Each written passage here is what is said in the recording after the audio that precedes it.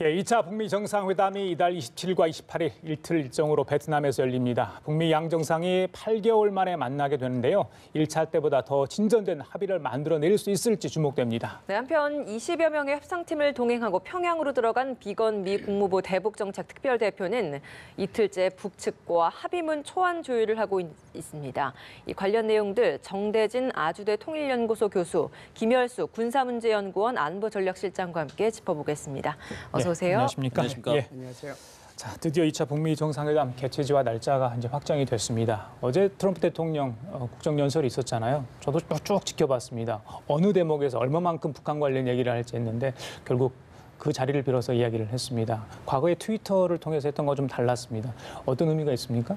굉장히 좀 신중하게 얘기를 하고 있죠. 과거 트위터는 6월 10일 밝히고 굉장히 흥분된 모드로 얘기를 했다가 예. 또 안 한다 그랬다가 해서 작년에 엎치락 뒤치락을 했는데 이번에는 이제 국정연설이라고 하는 걸 그 정제된 원고를 통해서 한 56초인가요? 그 정도 이제 분량을 북한에 할애를 했는데 그 분량을 쓰면서 27, 28일 베트남이라고 하는 나라만 밝히고 도시는 정확하게 밝히지 않고 아마 북한과 합의는 했을 텐데 북한을 아마 좀 배려하고 아마 합의된 대로 베트남 국가 정도만 밝히는 그 정도 선에서 굉장히 좀 정제되고 신중한 모드로 어제 발표를 한 것으로 보입니다. 1차 때와 가장 크게 다른 점이 있다면 바로 1박 2일 동안 이루어진다라는 점일 텐데 기간을 좀 더 이렇게 길게 둔 데는 좀 이유가 있을까요? 예, 지난번 같은 경우에는 이제 방향 설정이잖아요. 근데 어떻게 했으면 좋겠다는 방향 설정인데 이번 같은 경우는 방향 설정에 이제 디테일하게 들어가는 거죠. 방향 설정한 것을 우리가 어떻게 더 이행할 건가. 예. 그러면은 방향 설정할 때는 뭐 한 번 정도 회담으로 족할 수 있지만 이행 과정에서는 좀 다를 수 있거든요. 지금 현재 비건 대표가 북한에 가서 거기 있는 그 김혁철이하고 같이 뭐 합의문 초안에 대해서 하고 있겠지만 논의를 제가 볼 때는 블랭크가 많이 있을 거예요. 비어 있는 부분들이. 예. 그 부분들을 결국은 이제 2차 북미 정상회담을 통해서 채워 넣어야 되는 거거든요. 그렇다라고 하면 한 번 만에 안 된다는 거죠. 그렇기 때문에 아마 최소한 2번 이상의 북미 정상회담이 그때 있지 않겠는가. 그런 차원에서 미국의 강한 의지가 들어가 있고 이 역시 반대로 얘기하면 북한도 미국 못지않게 강한 의지가 이 속에 들어있기 때문에 1박 2일로 늘어났다 이렇게 볼 수가 있죠. 6월 12일 싱가포르 1차 북미 정상회담 이후에 참 많은 일들이 있었지 않습니까? 네네. 또 작년에 한 번 더 있을 것 같았는데 그렇지 네. 않고 해를 넘겼잖아요. 근데 2월 27일로 일단 확정이 됐습니다. 이번 2차 북미 정상회담 어떤 의미가 있다고 보세요? 뭘 좀 지켜봐야 되겠습니까? 뭐 제일 중요한 것은 아무래도 지금 탑다운 형태가 중요한 의미를 가지는데요. 6월 12일 이후에 이제 폼페이오 국무부 장관이 2번이나 이제 북한을 들어가고 또 비건 대표가 따라가기도 하고 또 비건 대표가 뭐 스웨덴으로 가기도 하고 그럼에도 불구하고 뭐가 나온 게 없잖아요. 그러니까 결국은 바텀업 형식으로는 뭔가 타결되지 않는다라고 하는 거거든요. 그래서 2차 북미 정상회담이 가지는 가장 큰 의미는 이 지금 바텀업 방식으로는 안 되고 계속 교착 상태에 있는 이 비핵화 과정을 어떻게 탑다운 형태로 최고의 정상들이 만나서 어떻게 이것을 이제 타결할 건가. 그것이 이제 가장 큰 이제 의미가 있다라고 봐야죠. 지금까지 이제 교착이 돼 왔는데 그래서 이제 이 구체적인 이행 방안이 들어가기 때문에 그래서 이제 그 의지가 들어가는 거고 1박 2일이라고 하는 시간이 들어가고 뭐 그런 이유가 다 여기에 있다라고 봐야 되겠죠. 정상 간의 만남에 있어서는 사실 이 장소도 굉장히 중요한 의미를 담고 있을 텐데 베트남이 갖는 의미는 좀 뭐가 있을까요? 예, 북미 모두에게 역사적으로나 뭐 정치적으로 굉장히 상징적인 장소라고 생각이 됩니다.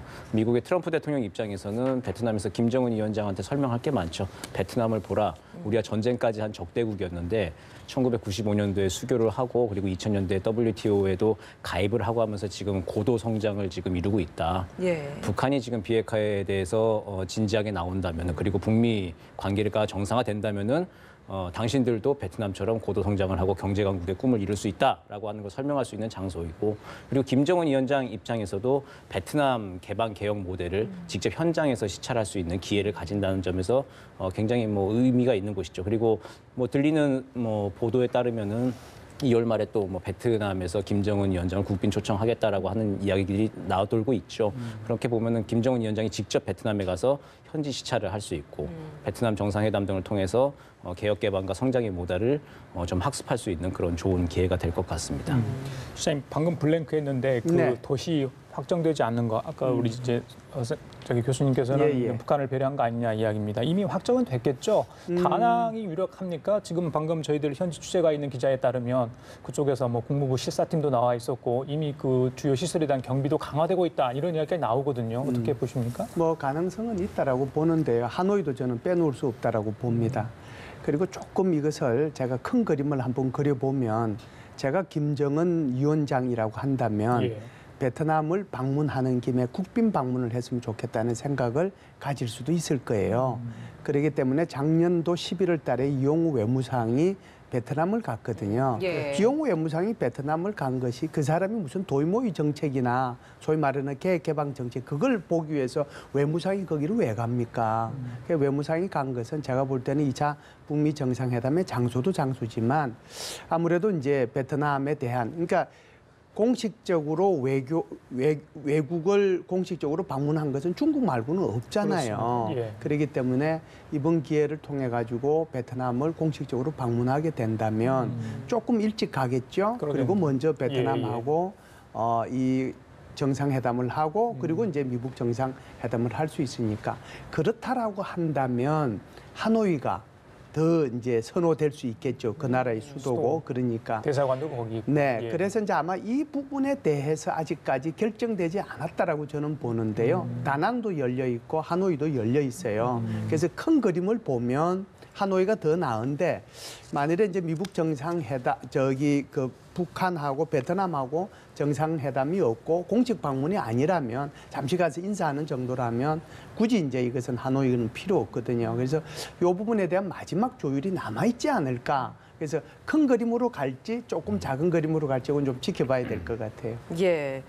김 위원장이 이제 베트남으로 가게 되는 방식도 굉장히 궁금한데 지난 1차 만남 때는 중국 전용기를 빌리지 않았습니까? 근데 네, 이번에는 그랬죠. 네. 거리상에 있어서도 찬매 1호를 이용해도 가능한 거리이기 때문에 찬매 1호를 이용하지 않을까라는 예측이 좀 많이 나오던데 어떻습니까? 찬메 1호가 이제 한 거리가 한 5,000km 정도 되는 걸로 알려져 있죠. 그리고 베트남 하노이가 3,000km가 조금 안 되면 2,700km 정도 되고 다낭이 한 3,000km 정도 이렇게 평양에서 직선거리로 그렇게 예. 된다고 하는데 찬메 1호가 충분히 이제 비행을 할 수 있는 거리라서 찬메 1호로 갈 가능성이 굉장히 높아 보입니다.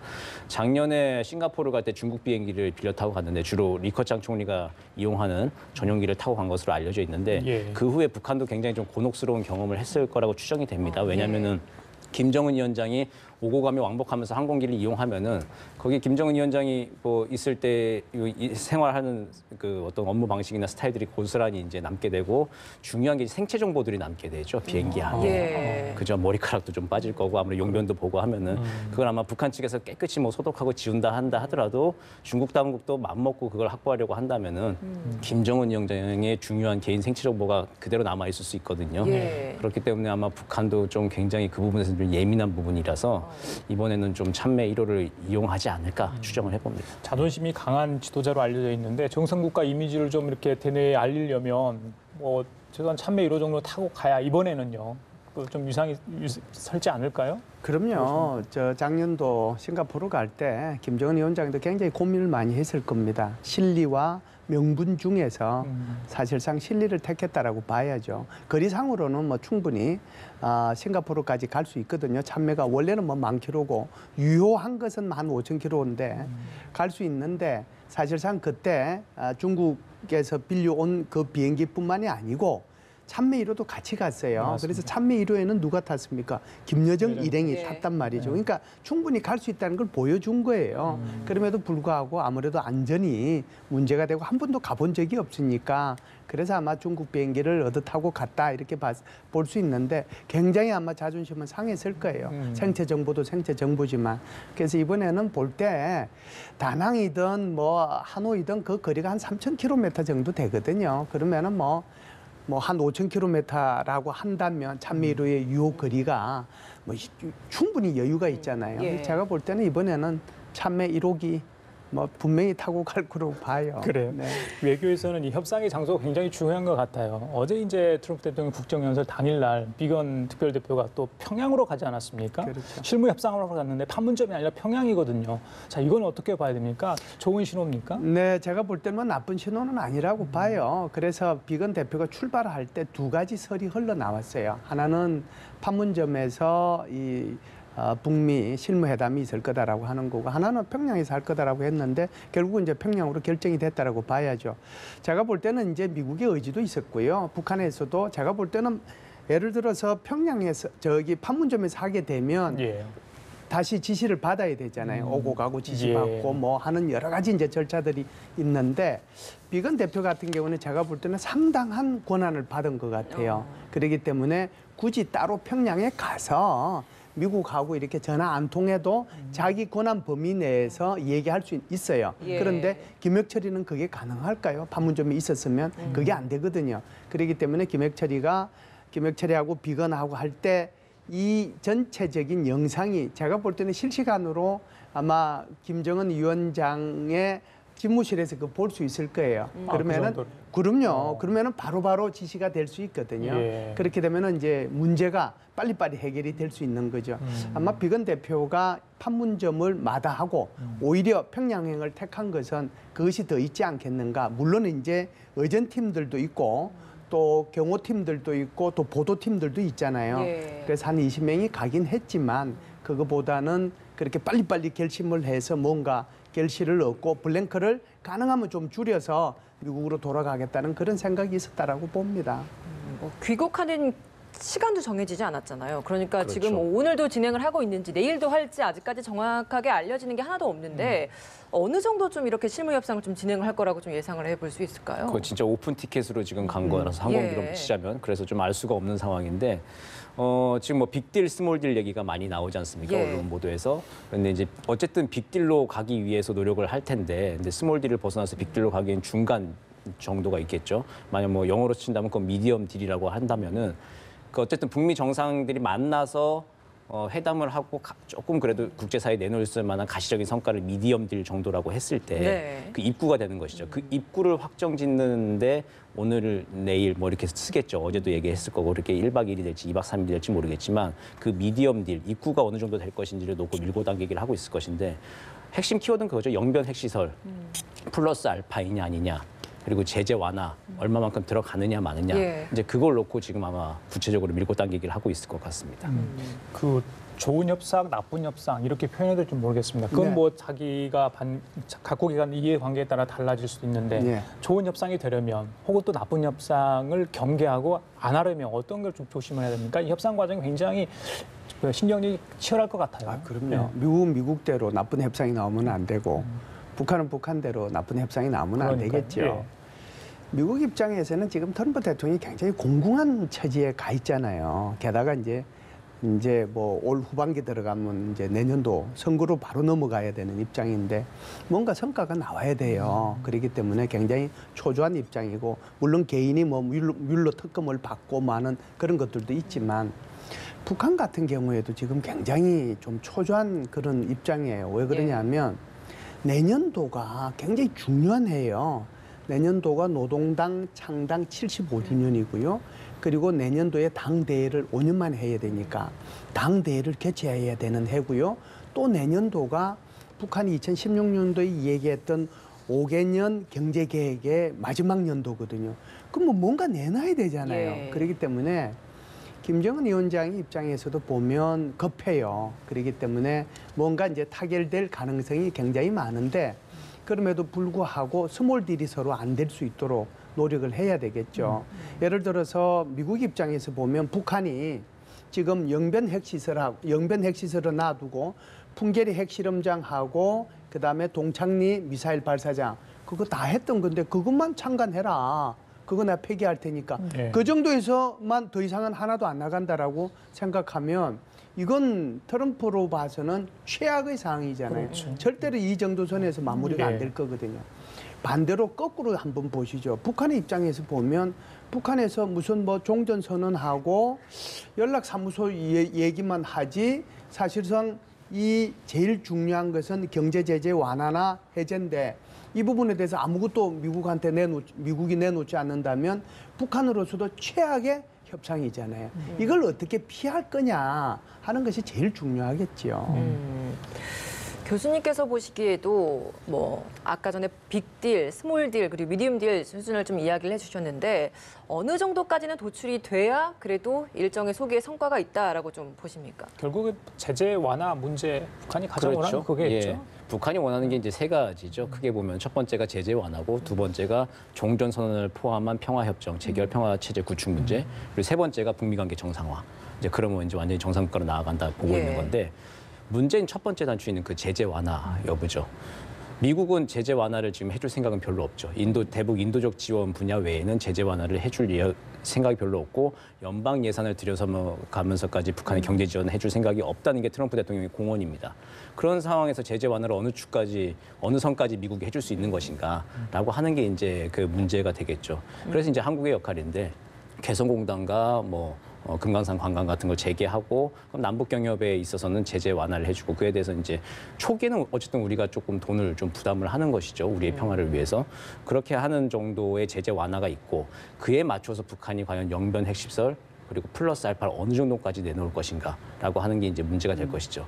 이제 문제는 예전에는 작년까지는 얘기가 국제 기준에 맞는 비핵화는 신고를 먼저 해야 되죠. 북한이 핵 신고 리스트를 먼저 제출해야 되는데 이번에 핵 신고는 조금 늦추자. 그러니까 포괄적 신고로 좀 하자. 그러니까 총량을 먼저 북한이 좀 얘기를 좀 해달라. 지금 대체적인 핵 시설과 핵 물질과 그리고 핵탄두 핵 무기가 얼마 정도 있는지 정도 총괄적으로 좀 포괄적으로 얘기를 해주고 그건 이제 차차 이제 우리가 핵 폐기 과정에서 국제 참관단 들어가서 이제 검증을 하면서 파악을 해보자. 그 정도 선에서 이제 합의가 좀 되고 그리고 그 개성공단과 금강산 관광을 포함한 남북 경협 문제에 대한 제재 완화 정도로 합의가 좀 된다면은 그게 우리가 지금 생각하는 완전한 빅딜까지는 아니더라도 미디엄 딜 정도 수준에서 어느 정도 국제사회가 좀 납득은 할 수 있지 않을까 그런 성과라고 생각이 됩니다. 경제 제재 완화 수준에 있어서는 사실 우리나라 금강산 관광 재개 이런 부분이 좀 많이 거론이 되고 있어요. 개성공단 다시 재가동 이런 부분인 것 같은데 이렇다 보니까 이제 우리나라 경협 문제도 많이 좀 다뤄지는 것 같아요. 여기 있어서는 좀 어느 정도 수준의 이야기가 나올까요? 제가 볼 때는 이제 빅딜로 가면 또는 이제 우리 교수님께서 말씀하신 것처럼 중간 딜 이상으로 가면 그럴 가능성은 충분히 있죠. 그래서 영변 핵 시설에 대한 폐기 플러스 알파잖아요. 플러스 알파인데 플러스 알파는 크게 보면 세 가지예요. 하나는 플루토늄 더하기 우라늄이고 하나는 영변뿐만 아니라 다른 전 지역이고 하나는 영변뿐만 아니라 ICBM이에요. 그래서 이 플러스 알파 세 가지 중에서 한두 가지가 포함이 돼서 이게 합의가 됐다라고 하면 여기에 이제 경제 제재 해제가 들어가는 거거든요. 그러니까 예를 들어서 종전선언과 그다음에 연락사무소 설치는 이제 기정사실화 시켜놓고 그러면은 경제 제재를 해주는 방법도 제가 볼 때는 세 가지가 있어요. 첫 번째는 유엔 안전보장이사회의 제재 계대안이 총 11개인데 이것을 몇 번부터 해제시켜 줄 건가 하는 게 하나 있을 거고요.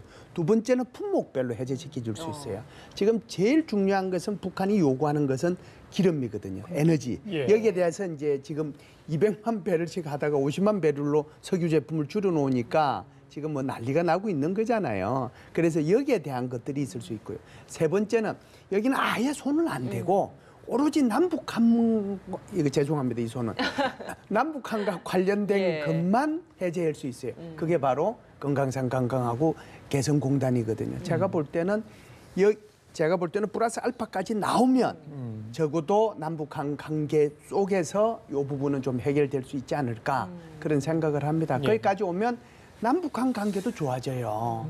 그래서 이 부분에 빅딜이 이루어지면 좋겠다는 생각은 저는 합니다. 제재 완화 접점이 최대 관건이고 경제 패키지 합의가 과연 있을까 그 부분도 관심 대상이라는 말씀이신 것 같습니다. 아까 전에 실장님 미국하고 시진핑 주석하고도 이제 베트남에서 만날 수 있다. 홍콩 언론에서 보도하지 않았습니까? 그렇죠. 그것도 다낭이고 같은 시기에 만날 수 있다. 이런 보도까지 나왔어요. 지난번에 트럼프 대통령은 연계 가능성도 했었고요. 실제 이게 가능한 얘기입니까? 어떻게 보세요? 제가 볼 때는 우리 청와대에서 부인했음에도 불구하고 우리 대통령께서 합류할 가능성이 굉장히 있어요. 그래서 류호 부총리가 사실상 트럼프 대통령을 만났고 그리고 이제 이번에 문유신인가요? 누가 또 뭐 이번 주 중으로 국무장관이죠. 예, 중국을 가잖아요. 그렇게 되면 사실상 말이라고 그랬으니까 27, 8일 중에서 뭐 만났으면 좋겠다라고 하는 거잖아요. 그런데 지금 일단 27, 28은 북미 정상회담이 계획돼 있는 거잖아요. 예. 그러면 미국 정상회담은 어디서 하느냐, 언제 하느냐라고 하는 것이 미중 정상회담. 미중 예. 정상회담. 죄송합니다. 그게 이제 언제 하느냐라고 하는 게 문제인데 지금 계속해서 홍콩 언론에서 나오고 있는 것은 하이난선 얘기가 계속 나왔단 말이에요. 예. 하이난하고 다낭은 1시간 정도 차이예요. 그렇다라고 하면 이제 이런 큰 그림이 다시 그려질 수 있죠. 자, 김정은 위원장이 베트남을 공식 방문하고 그리고 나서 미국 정상회담이 이루어지고 그리고 나서 미국과 중국 사이의 정상회담이 이루어지기 직전에 트럼프 대통령, 김정은 위원장, 대한민국의 문재인 대통령 그리고 저 시진핑 주석 사자가 모여서 종전선언을 할 수도 있는 거거든요. 예. 이게 큰 그림이에요. 그럼 트럼프 대통령 입장에서 보면 미국 정상회담도 하고 미중 정상회담도 두 가지를 다 마무리 짓는 거고 북한의 입장에서도 보면 사실상 종전선언을 사자의 정상들이 모여서 하는 거고 베트남 입장에서도 보면 이 김정은 위원장을 공식 초청을 한 거고 그래서 제가 볼 때는 다다익선이 될 수 있는데 이 청와대에서 공식적으로 부인함에도 불구하고 그럴 가능성은 굉장히 크게 남아있지 않는가 그런 생각을 예, 합니다. 미국 언론에서는 하이난에서 할 가능성이 있다라고 이야기를 하고 있고 중국 언론에서는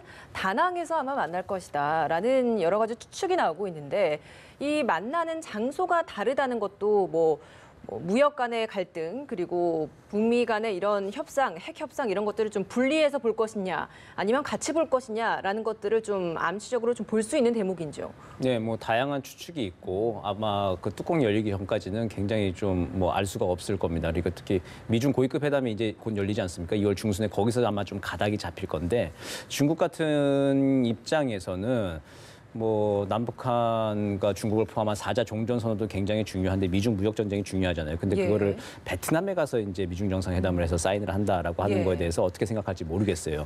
그래가지고 이제 뭐 김 교수님 말씀하신 대로 27, 28일에 이제 북미 정상회담 끝나고 28일 끝날 때 이제 그때쯤에 끝나고 나서 다시 또 뭐 이렇게 하이난으로 이동한다든지 뭐 등등 여러 가지 변수들은 있을 수 있겠지만 네. 근데 뭐 다 같이 모일 수 있다면 다낭에서 다 모이는 게 가장 간편하죠.